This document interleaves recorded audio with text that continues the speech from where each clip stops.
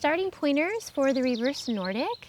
What's nice about it is that you don't need any equipment outside of perhaps a little foam mat to have your knees on, but just a body weight movement. It's going to mainly work our quadricep muscles. This version is going to work our muscles both eccentrically, which is as we go backwards, working against gravity. That's the same way we use the quad muscles when we walk downhill, when we go from standing to sitting, when we go downstairs. So that's great, right? All those things, sometimes you can feel weak when you walk down a hill or downstairs, so this helps with that. And additionally, concentrically, when we bring our body back up with our quads, and that would be doing the reverse, walking uphill, walking upstairs, standing up from sitting, right? Now, when it comes to which reverse Nordic you choose to do, I have a few different versions to share with you. There's a few factors to consider. Variety is always a good thing. So exercising our muscles in a bunch of different ways is very functional for our everyday life. And with this particular reverse Nordic, where we are doing both the going back and coming back up, it's very demanding on the muscles. And so because of that, you may not be able to go back very far. That is totally okay. That's not the purpose of this exercise. But in addition to doing that, if you want to do a version where we get a little more range of motion, where the quads and the knees are bending a bit more, we can do either the supported reverse Nordic or the banded reverse Nordic. We're gonna have a little support, and that will allow us to go back a bit further by having some help. Additionally, sometimes when we first learn this exercise, it can be a little scary to go backwards and to trust ourselves to bring ourselves back up. It's almost kind of like that thing where you're like, okay, fall into your friend's arms behind you type thing, right? And you're like, ah. So while we're not trying to fall, sometimes we might be a little worried about trusting ourselves to move backwards in air like this. So if it's making you feel uncomfortable because you're nervous about that, it feels a little scary, do the supported reverse Nordic. I have a whole tutorial on that. We've got a couple chairs by us, so it's kind of just like a safety blanket just to get used to the movement until you feel comfortable. Now, again, this is a demanding exercise, so don't progress it too quickly, and you want to do it basically just until the muscles feel fatigued. When you're new to the movement, that may only be 3 reps or 5 reps, so keep it small, build up slowly so you don't strain the muscles. But other than that, I love this movement. I think it's a great quadricep exercise, and let's go ahead and get started. Let's get into position for the reverse Nordic now. The first thing you'll be doing is on your knees, with your knees about hip width apart or a little narrower. It's really whatever is comfortable for you. I highly recommend doing this on something soft. I have a foam pad under my cute burlap sack here. So some sort of foam pad or yoga mat. If you struggle with having direct pressure on your kneecaps, something that you can do is position your knees so that the kneecap is just off of the pad. That will take pressure off the kneecap while still having that softness, and that should feel a little bit better. So this is called a tall kneeling position. Our feet either can just be the tops of our feet on the ground, or you can also dig your toes in. You can try both ways and see what you prefer.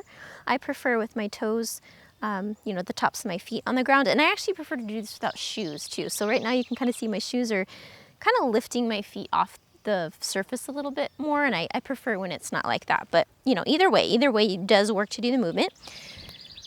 You want to have your hips in neutral, which means that there's no crease here at the front of the hip. So neutral is just when it's flat here.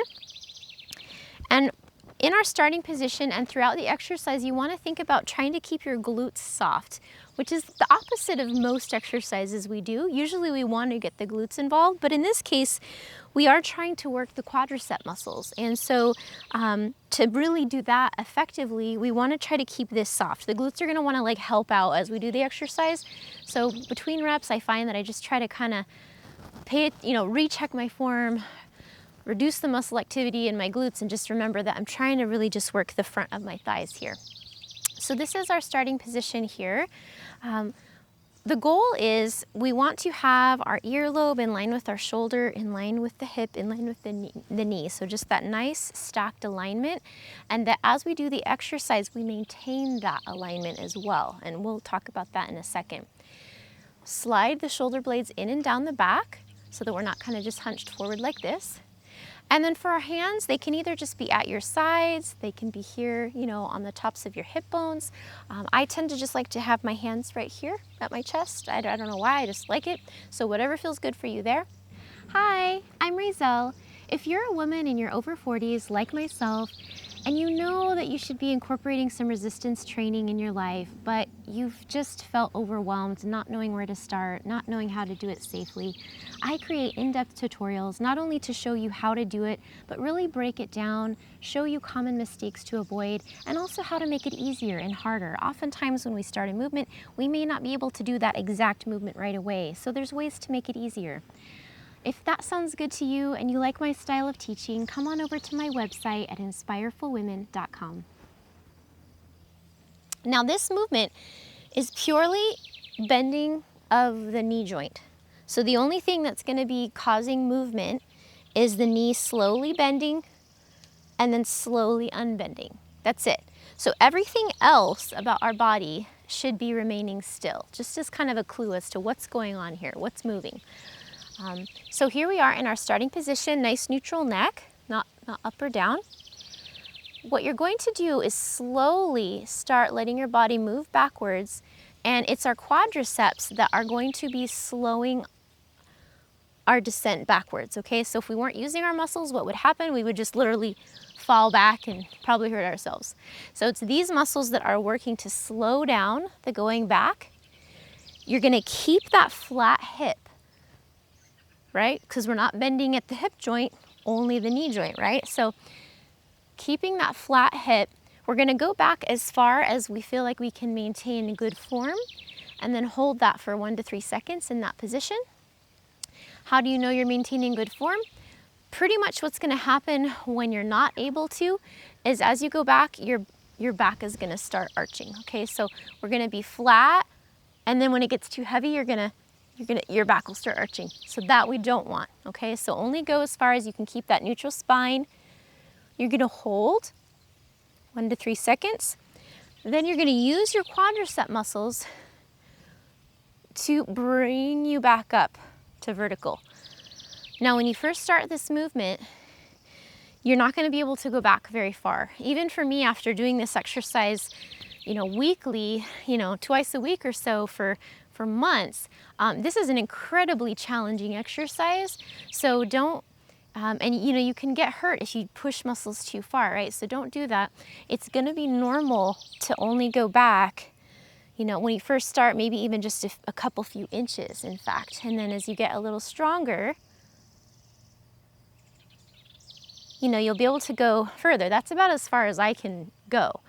So that's normal. You're doing a great job. Don't feel like you're not doing a good job. This particular exercise doesn't really allow for a lot of range of movement, but I do think it's a neat one, and you'll definitely feel your quads on fire. All right, so let's go ahead and do a couple together here. Just quietly, remember we're just bending and unbending at the knee. That's all that's going on. We're trying to make sure that our hip stays flat throughout the entire exercise, not bending at the hip, and trying to keep a soft glute. All right, here we go.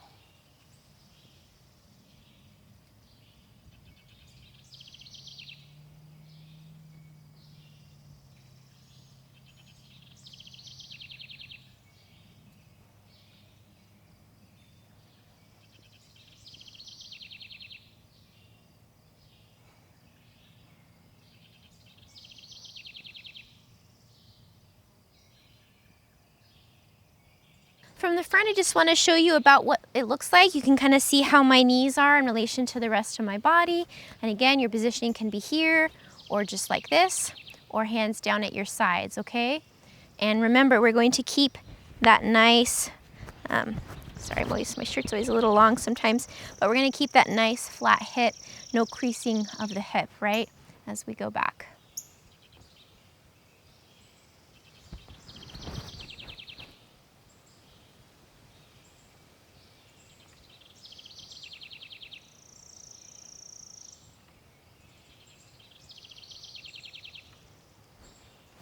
Thanks for being with me today, ladies. Once again, I'm Razel, and if you're a woman in your over 40s like myself, and you'd like to do full-length workouts using these same types of movements, I do create that as well.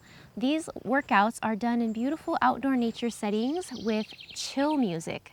So key difference between most workouts, more chill music. If that sounds like more your style, come on over to my website at inspirefulwomen.com.